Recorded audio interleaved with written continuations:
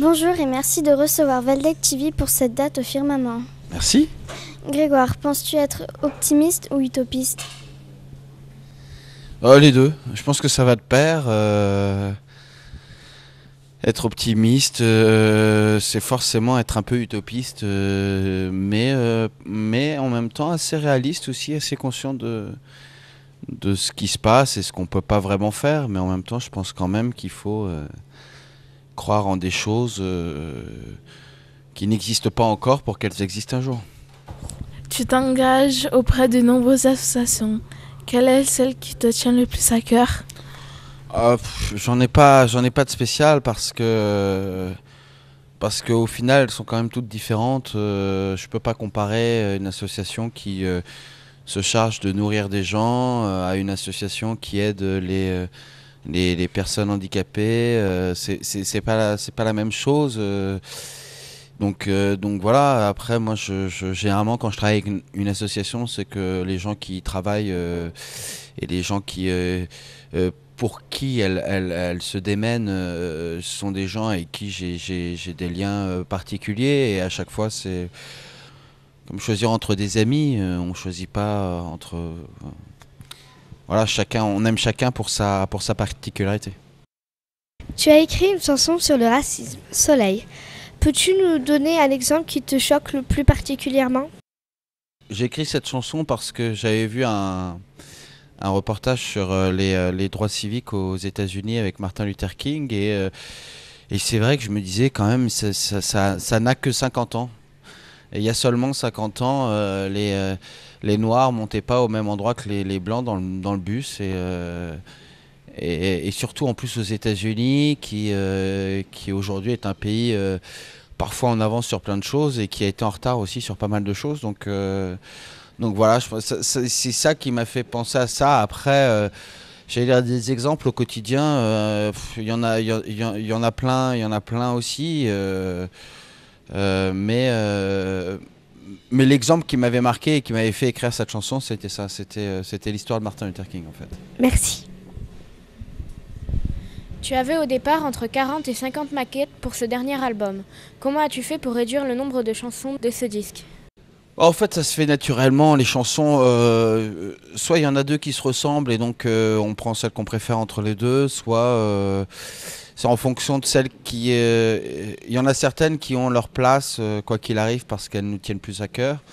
Et donc en fonction de ça, celles qui se rajoutent sont entre guillemets complémentaires. Et donc voilà, c'est une sorte d'ensemble de choses pour que tout soit un peu homogène. Et que chaque chanson soit quand même un peu différente et en même temps qu'elles aient un lien entre elles quand même. Le duo La Promesse avec Jean-Jacques Goldman s'appelait tout d'abord Compagnon. Pourquoi avoir changé le titre ? C'est une bonne question, j'avais oublié cette histoire. Enfin, moi je l'avais appelé Compagnon parce qu'effectivement c'était un mot qui n'est pas forcément souvent utilisé dans une chanson, et pour me souvenir qu'elle s'appelait que c'était cette chanson-là, j'avais écrit donc Compagnon, parce qu'il y a un moment où on choisit un titre en fait, et c'est vrai que La Promesse, ça me paraissait plus, je sais pas, un meilleur titre, plus évident que Compagnon, plus général en soi. Dans le clip Dis-moi, tu as choisi la carte de la facilité et de l'intimité. Pourquoi ce choix ?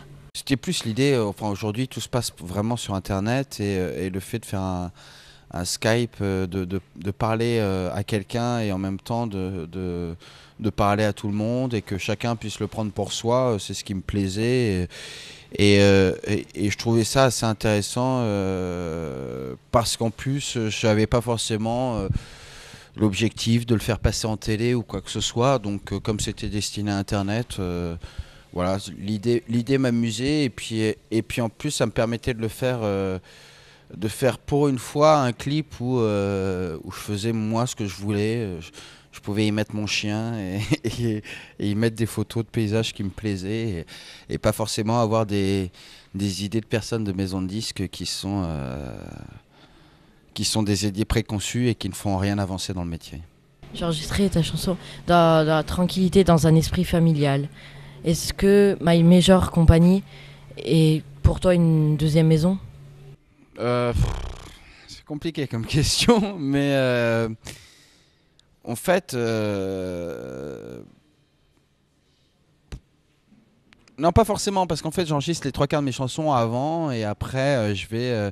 Mon studio aujourd'hui se trouve, enfin, le studio de la personne avec qui j'enregistre, plus exactement, se trouve chez My Major Company. Et effectivement, c'est peut-être plus simple que dans n'importe quelle autre maison de disques parce que je fais ce que je veux et que j'y vais. Après, moi, je pense aussi que les autres maisons de disques sont pas plus.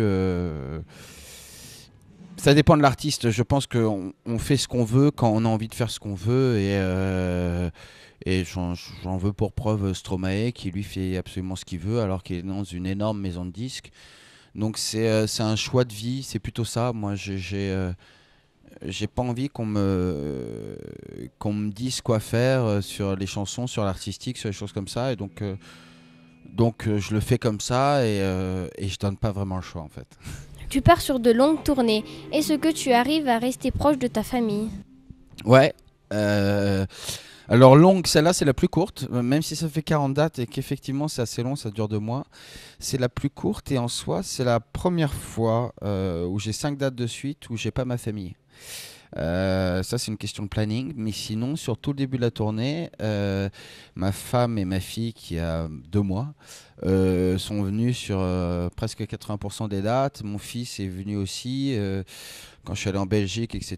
Ils étaient avec moi à l'hôtel, donc là c'est la première fois où pendant les 5 jours je vais pas les avoir.